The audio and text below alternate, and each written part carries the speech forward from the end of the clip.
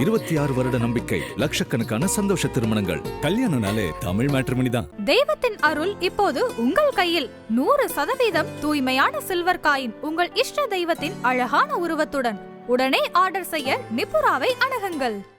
S, வீடு, schools, hotels, store room எங்கெல்லாம் partition wall கட்டணும்னாலும் இப்போ பில்டிங் போனஸோட first choice Renocon rapid wall panels. இந்த தமிழ் புத்தாண்டு கும்பராசி அன்பர்களுக்கு எப்படி இருக்க போகுது? நவம்பருக்கு அப்புறம் ராகு கேது மாறினதுக்கு அப்புறம் வாழ்க்கையில எடுக்கக்கூடிய முக்கியமான முடிவுகளை இவங்க எடுக்கிறது. ஹெல்த்தை பொறுத்த வரைக்கும் குரு 6ஆம் இடத்துல கடகத்துல போய் உட்கார்ந்துருக்கிறாரு. ராசியில கடகநாதன் சந்திர பகவான் ராகுவோட உட்கார்ந்துருக்கிறாரு. இப்போ ரோகாதிபதி ராசியில வந்து உட்கார்ந்துட்டாரு. உடல் நலத்தில் கொஞ்சம் கவனம். இந்த வருஷத்துல கும்பத்துல பிறந்தவங்க உண்மையாகவே பொருளாதாரத்தில் ஒரு நிலை உயரக்கூடிய வாய்ப்புகள் உண்மையா கிடைக்கும். கும்பராசிக்காரர்கள் நிதானமாக நடந்து கொண்டால் பராபவ வருஷம் நல்ல வருஷம். ஒரு வேலை மாறுறதா இருக்கட்டும், இல்லை ஒரு திருமண விஷயமாக இருக்கட்டும், டிசம்பர் மாதத்துக்கு மேலே இவங்க முடிவு எடுக்கிறதாக இருந்தால் கும்பராசினியர்களுக்கு ஒரு குழப்ப நிலை இருக்காது. ஆதன ஆன்மீகம் நேயர்களுக்கு ஷாம்லாவின் அன்பு கலந்த வணக்கங்கள். தமிழ் புத்தாண்டு அப்படின்னாலே நிறைய பேருக்கு நிறைய விஷயங்கள் ஞாபகம் வரும். முக்கியமாக இந்த ஆங்கில புத்தாண்டு பிறக்கும் போதுமா இருக்கட்டும், தமிழ் புத்தாண்டு பிறக்கும் போதா இருக்கட்டும், நம்மளோட ராசிக்கு என்ன விஷயங்கள் நடக்கும், இந்த வாட்டியாவது நமக்கு நல்ல விஷயங்கள் நடக்குமா அப்படின்னு நிறைய பேர் நிறைய விதமான எதிர்பார்ப்புகளோடு இருந்திருப்பாங்க. இவ்வளோ நேரம் பொது பலன்களாக பார்த்துருந்தோம். அதை தொடர்ந்து 12 ராசிக்காரர்களுக்குமே இந்த தமிழ் புத்தாண்டு எப்படி இருக்க போகுது அப்படிங்கிறது தான் நிறைய விஷயங்களை இன்னைக்கு இந்த நிகழ்ச்சியில் வந்து கேட்டு தெரிஞ்சுக்க போகிறோம். வணக்கம். வணக்கம். 3 பேர் எப்படி இருக்கீங்க? ரொம்ப சௌக்கியமா இருக்குமா? உங்களுக்கு தமிழ் புத்தாண்டு நல்வாழ்த்துக்கள். நேயர்களுக்கு தமிழ் புத்தாண்டு நல்வாழ்த்துக்கள். ரொம்ப நன்றிமா. நேயர்களுக்கு வந்து இந்த பராபவ வருஷம் நல்ல மகிழ்ச்சியும் ஆனந்தமும் நிறைந்த வருஷமா இருக்கணும்னு வாழ்த்துறோமா. கும்பராசி அப்படின்னாலே நிறைய பேருக்கு நிறைய விதமான விஷயங்கள். இப்போ நான் இனி நல்லா இருப்பேனா அப்படிங்கிற அந்த கமெண்ட்ஸ் நிறைய பார்க்க முடியும் ஒவ்வொரு வீடியோலையுமே. இந்த தமிழ் புத்தாண்டு கும்பராசி அன்பர்களுக்கு எப்படி இருக்க போகுது? எங்க வீட்லயே நிறைய பேர் கும்பராசி, நிறைய பேர் அதனால எல்லாரும் வெயிட்டிங். எப்படாப்பா வந்து குரு மாறுவார், எப்போ சனி வந்து நம்மளை விட்டு போவார். ஏன்னா ஜென்ம சனியில் வந்து உண்மையிலேயே சிம்மராசிக்காரர்களுக்கு எந்த அளவுக்கு ஒரு சோதனை காலம் இருந்ததோ ஈக்குவலாக கும்பராசிக்காரர்களுக்கும் இருந்தது. இப்போ வரக்கூடிய குரு 6ஆம் இடத்திற்கு வந்தாலும் கூட இந்த சனி பகவானினுடைய மாற்றம் கும்பராசி நேயர்களுக்கு கொஞ்சம் அட்லீஸ்ட் ஒரு 30-40% ஒரு மூச்சோட அளவுக்கு இருக்கும். தனிப்பட்ட ஜாதகங்களில் அவளுக்கு தசா காலங்கள்லாம் நல்லா இருந்ததுன்னா குரு 6ஆம் இடத்திற்கு வரக்கூடிய காலகட்டமும் ஒன்றும் பெரிய பாதிப்புகளை கொடுக்காது. அண்டு 2வது வந்து பார்த்திங்கன்னா, இப்போ ராகு மாறிட்டாலே உங்களுக்கு நிறையா மைண்ட் வந்து ஃப்ரீ ஆகும். ஸோ ஒரு கலக்கமான ஒன்று, ஒரு செல்ஃப் கான்ஃபிடென்ஸ் இல்லாத ஒரு தன்மை, ஸோ இது எல்லாம் ராகுவும் கேத்துவும் மாறக்கூடிய காலகட்டத்தில் அவங்களுக்கு வந்துடும். ஏன்னா கேத்து பகவான் சூரியன் வீட்டில் இருக்கக்கூடிய காலகட்டமும் ராகு தன்னுடைய ராசியில் இருக்கக்கூடிய காலகட்டமும் சிந்தனையுக்கும் செயலுக்கும் ஒரு சம்பந்தம் இல்லாமல் இருக்கும். ஸோ இது ராகு மாறின பிறகு அவங்களுக்கு ஒரு பெரிய மன தெளிவை வந்து ஏற்படுத்தும். எந்த ஒரு விஷயத்தையும் இவங்க டிசம்பர் மாதத்துக்கு மேலே ஒரு வேலை மாறுறதா இருக்கட்டும், இல்லை ஒரு திருமண விஷயமாக இருக்கட்டும், டிசம்பர் மாதத்துக்கு மேலே இவங்க முடிவு எடுக்கிறதாக இருந்தால் கும்பராசினியர்களுக்கு ஒரு குழப்ப நிலை இருக்காது. அதாவது பேட் பீரியட் அப்படிங்கிறது ஒன்று, கன்ஃபியூஸ்ட் பீரியடுங்கிறது ஒன்று.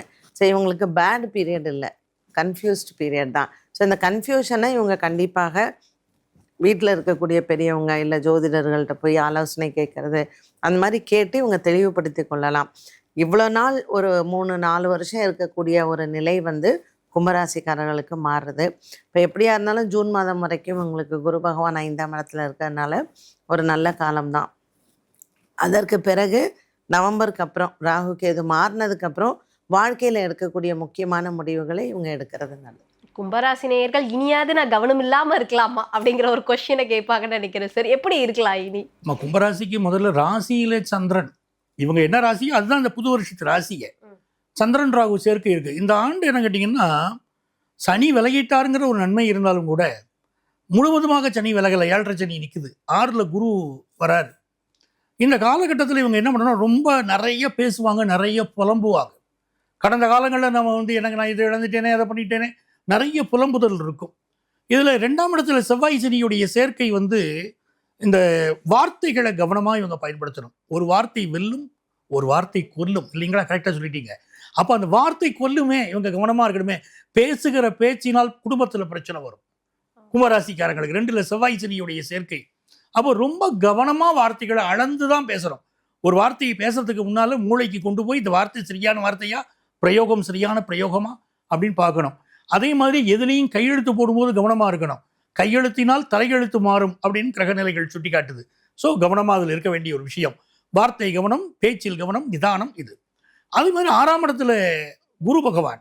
6ஆம் இடத்துல குரு பகவான் வரும்போது 2ல் செவ்வாய் சனியுடைய சேர்க்கையும். கடன் வாங்கக்கூடாது. இவங்க இந்த புதிய சொத்துக்கள் வாங்குவாங்க, பெரிய அளவுக்கு கடன் வாங்கலாம் அப்படின்னு திட்டம் போட்டிருப்பாங்க. தயவு செய்து கும்பராசி நேயர்களை கடன் வாங்காதீர்கள். வாங்கினால் பிரச்சனை வரும், அடைக்க முடியாத சூழ்நிலை வரக்கூடிய ஒரு அபாயம் இருக்கிறது. அதனால் கடன் வாங்குவதில் உங்க எச்சரிக்கையாக இருக்கணும். ஹெல்த்தை பொறுத்த வரைக்கும் குரு 6ஆம் இடத்துல கடகத்தில் போய் உட்கார்ந்துருக்கிறாரு. ராசியில் கடகநாதன் சந்திர பகவான் ராகுவோட உட்கார்ந்துருக்கிறாரு. இப்போ ரோகாதிபதி ராசியில் வந்து உட்கார்ந்துட்டாரு. உடல் நலத்தில் கொஞ்சம் கவனம்.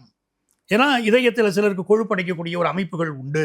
உடல் நலத்தில் கும்பராசிக்காரர்கள் கண்டிப்பாக கவனமாகத்தான் இருக்கணும்.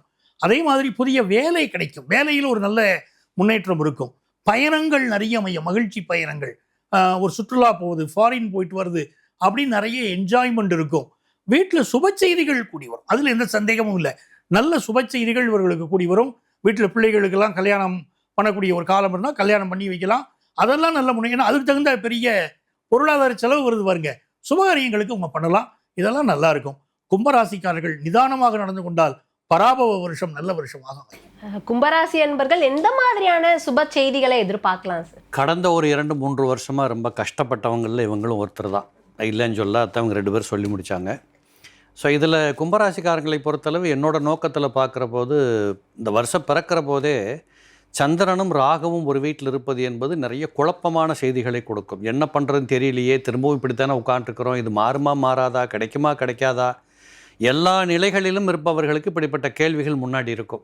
ஆனால் இவைகளெல்லாம் ஜூன் 1ஆம் தேதிக்கு அப்புறம் குரு பயிற்சிக்கு அப்புறமாக பதில் சொல்லும்.